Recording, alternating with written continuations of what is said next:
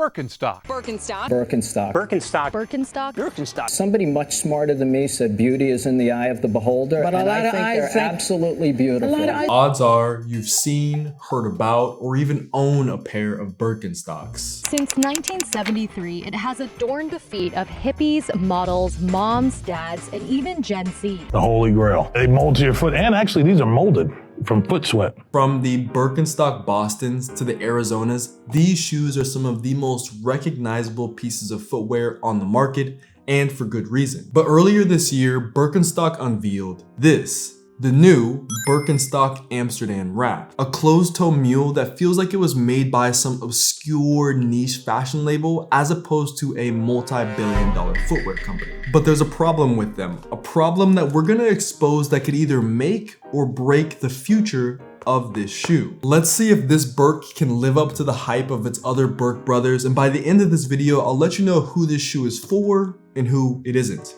For those of you who don't know me, my name is Drew. What it do? It's nice to meet you. Let's review the new Birkenstock Amsterdam Wrapped. Coming in at $135, the new Birkenstock Amsterdam Wrapped is $35 cheaper than the Bostons and $17 more expensive than the Arizonas. Remember that for later. This is the first problem with these shoes. As of the recording of this video, the Amsterdam Wraps are only available in this suede upper. But it's expected that other materials will come out in the future. Birkenstock already has a collab with Kith that show the Amsterdam, not the wrap version, in a nubuck upper. So if you're hoping for that for these, fingers crossed that will come sooner rather than later. I've been wearing Birkenstocks for a few years now. Here's my recommendation when it comes to sizing. My foot is slightly narrow, pretty flat, and I go true to size in the regular wide width. And all the way up to my big toe, my foot length measures at 11.5 inches. And so what I did for these is that I saw that they had a variant that was available from the 11 to 11.5 size chart on the Birkenstock website, and I ordered that exact pair here. And they feel great. So this is future Drew jumping in to give you an additional piece of sizing advice. I've been wearing these more than when I created the review for the video, and I've noticed that I actually think because these are a closed-toe shoe, I trust the EU sizing more than I trust the US sizing. What do I mean by that?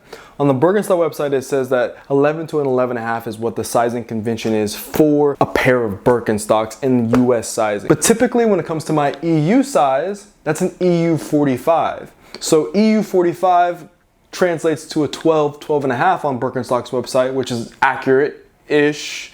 12.5 is a bit big for EU 45, but that's another conversation. And then EU 44 is what the 11, 11.5 translation is. The thing that's really interesting about sizing for these is that because they're closed toe, when I'm stepping in them, sometimes I am getting a little bit of pushback towards the front of the shoe. Like my toes are reaching the front and kind of curling up, which is not really what you want. So what I've done already, and it'll come in the future video about these shoes, is that I've ordered an EU 45, and we'll see how these compare to the 44 in the long-term review. One other thing that I want you to think about so you can get it right for yourself, I'm wearing the Birkenstock Kyotos right now. These are actually an EU 44, size 11, 11.5, but they're open toe and they fit perfectly. Honestly, they fit perfectly.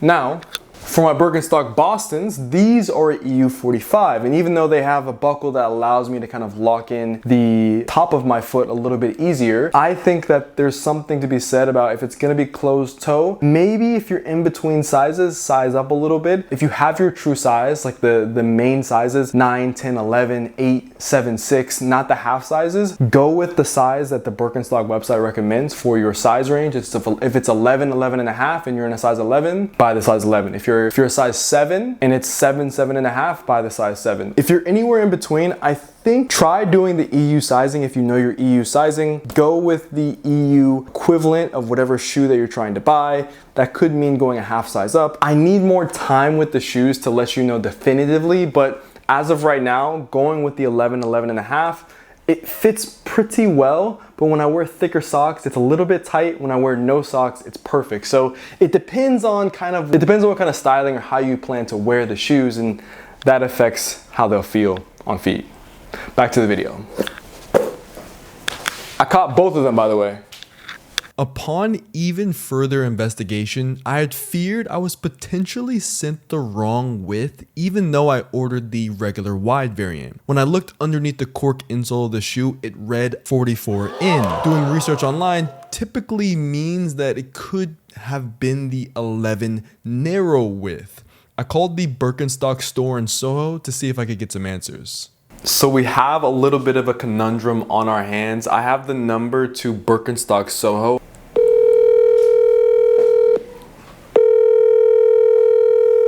Martial. Can't take your call now. You can leave a message after the tone. Let's try again. If they don't answer, then we'll call a different Birkenstock. Thank you for calling Birkenstock Soho. Hello, I just have a question about a pair of Birkenstocks that I purchased recently in terms of the sizing of them. Yeah, I bought a pair of Birkenstock Amsterdam Wraps, and on the actual insole of the shoe it says 44 M11, and I thought I bought them in the standard width, or the regular width, excuse me, but when I take out the cork insole on the bottom of the shoe, it says 11 in, and I think that means narrow. So I'm trying to understand if I have the narrow version or the regular width. no, you have the regular width. 11N is during production, when they produce the shoes themselves before the insole, the exterior, that 11N is 11 normal. So 11 normal equates to the 11 wide, for example, which is like the standard for men, like the regular wide. So Okay. it's going to be the medium narrow. And then as far as like M11 is concerned on the footbed, that's just men's 11. Okay, so it is the regular wide width. The M11 that I'm seeing on the actual footbed, it means regular, and then the 11N that I'm seeing on like the inside of the shoe, it just is some kind of factory specification or manufacturing specification, I guess. Yeah, 11N would be a factory specification for normal, which would just be regular wide. And then the M11, you probably see M11, and then if you see a W there, and then it's like the women's size, but the M is always the men's size. So that's just men's 11. Got you. I see 44 285 M11. Yeah, exactly. 285 would be the millimeters, and then for the foot width, if you look on the inside of the footbed, narrow is always a shaded in foot shape, and then a regular wide would be like an outline, as if like you took like you're making a turkey out of your hand, for example. Okay, thank you so much. Yeah, no worries. Have a good day, man. You too.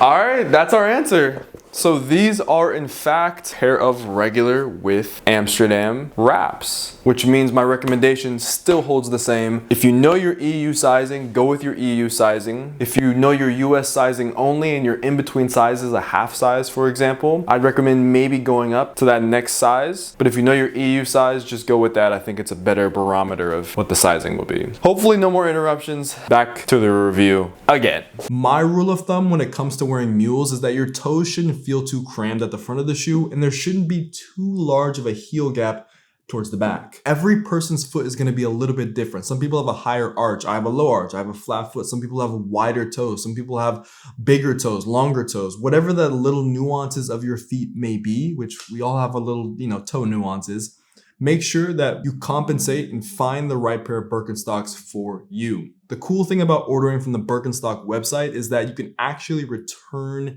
the Birks within a 30-day window, which creates a lot of buyer confidence. So if you buy the wrong size, or if you want to buy two sizes and compare the two, you can always return the other one. That's a smarter way to shop than, sometimes going through third-party retailers. A big part of the comfort of any shoe is nailing the sizing. And once you nail the sizing, you'll be halfway on your way to Birky heaven. Now, if the Birkenstock Amsterdam Wraps are the first pair of Birkenstocks that you've been considering, I'm happy to report that the comfort on these matches the comfort that I've experienced with the other Birks that I have in my closet. Little sidebar, but for every video that I make, I always wear a pair of Birkenstocks because there's just something about them that feels really comforting, and we'll get into all that later.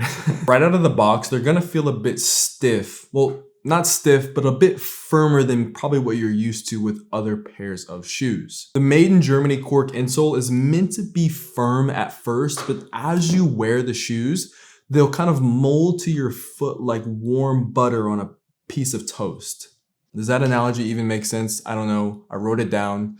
sorry, they'll mold to your foot. That's been my experience with my Birkenstock Bostons and my Birkenstock Kyotos. The break-in usually takes about 3 to 4 wears in my experience. I wear my Birks a lot when I'm trying to break them in. Usually I wear them in the house for the first couple of days before I take them anywhere. And if you just wear them for the next couple of days while you're doing everything that you would do in the house or anything that you would do after coming back from work, they'll get comfortable relatively quickly if you just wear them a bunch at the beginning. Now, the first negative that I have for these shoes is how unsecure my foot feels as I'm taking steps. You know, that kind of heel gap that these shoes create. Because these are a pure mule, there's no buckle, there's no way to fasten or tighten the shoe down. As you take steps, there's a lot of heel separation that takes place when you're walking in these. And that's why some people are kind of hoping for more sturdier uppers than suede. Suede is incredibly soft. It feels really good to the touch. But the nubuck, oiled leather, these materials, they don't have as much give. And so they lock your foot in place a little bit better. Maybe this dramatic heel separation won't happen as much as you break in the shoes more. I haven't really broken mine in. And so if that does happen, I will let you know in a follow-up video.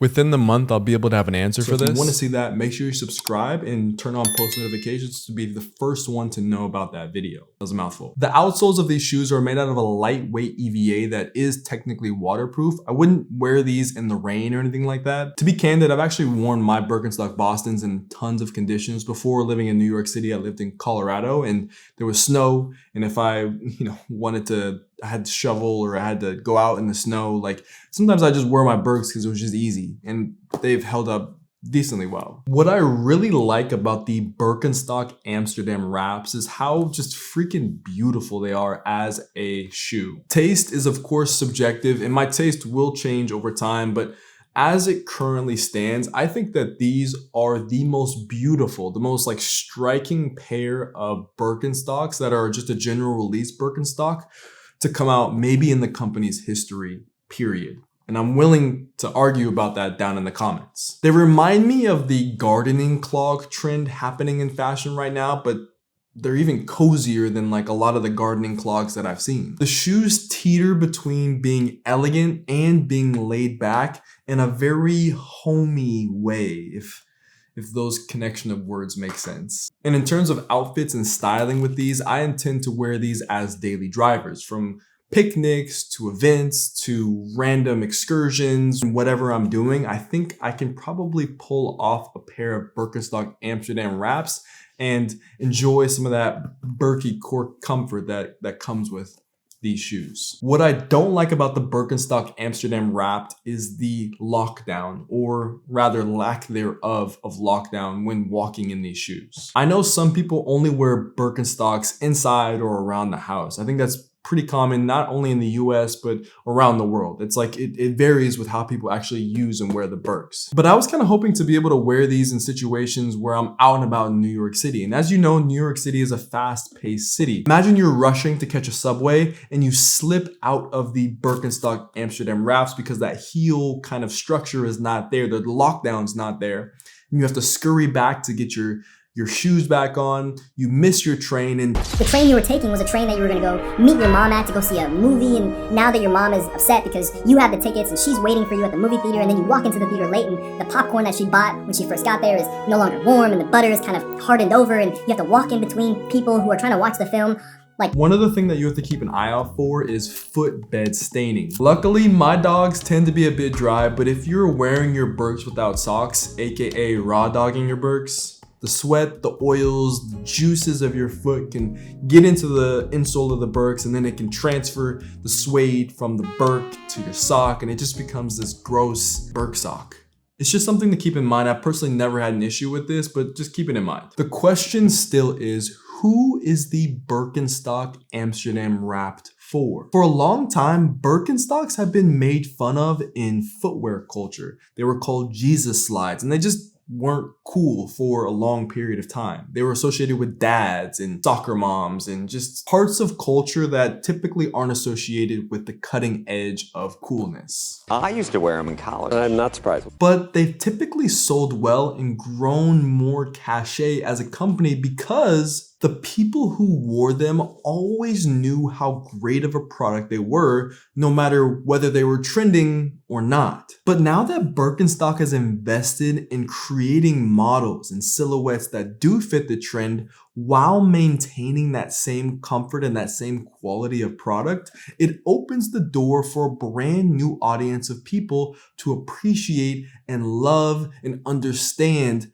Birkenstock. But let's not get ahead of ourselves. Remember the problem that I highlighted at the beginning of this video? The price problem. Birkenstock has steadily been going up and up and up in price throughout the 2020s. And the Birkenstock Amsterdam Wraps are no exception to that price jump. $135 isn't the cheapest for a shoe that maybe is kind of questionable in your wardrobe. But that's the thing about Birkenstocks. The moment you buy or wear or put on a pair of these shoes, it totally changes the way you interact with shoes, especially as you get older, because comfort becomes more important and you find yourself gravitating towards wearing something like a Birkenstock Boston, like a Birkenstock Amsterdam Wrapped, like a Birkenstock Kyoto, because it just feels so good. If this is your first Birkenstock and you nail sizing and you get the color that you want, you're going to love them. If you've owned Birkenstocks in the past, and this is like your second or third pair, this pair is the fashion forward collab that doesn't have the fashion collab, even more expensive price tag attached to it. It's basically the cool kid Birk that everyone can get in on. I kind of lied in saying that price was the problem. The real problem you'll have with buying these Birkenstocks is that once you buy a Birk, you never go back. That's how good this cork insole is, paired with the suede and the comfort of the EVA outsole, and it's light, it's comfortable, it's wearable. Once you go Birk, you never go back. Say it with me now. Once you go Birk, you never go back. Let me know if you have any other questions about Birkenstocks, this pair of Birkenstocks, or just anything you have in general, maybe about my mustache that I'm growing. If you have any questions about growing a mustache. As always, I'm spreading peace, love, and positivity in 2026. So that means I hope peace, love, and positivity are in your mix. Wherever you are in the world, have a wonderful rest of your day. A bientôt. Peace. Yo, what is good? Post-vid. Here are the post-vid fist bumps for the one time. Bah! Thank you so much for staying to the end of the video. Here's the second fist bump. Come on, give me a fist bump, bro.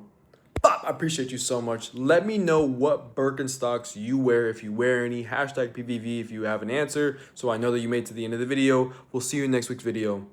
Peace.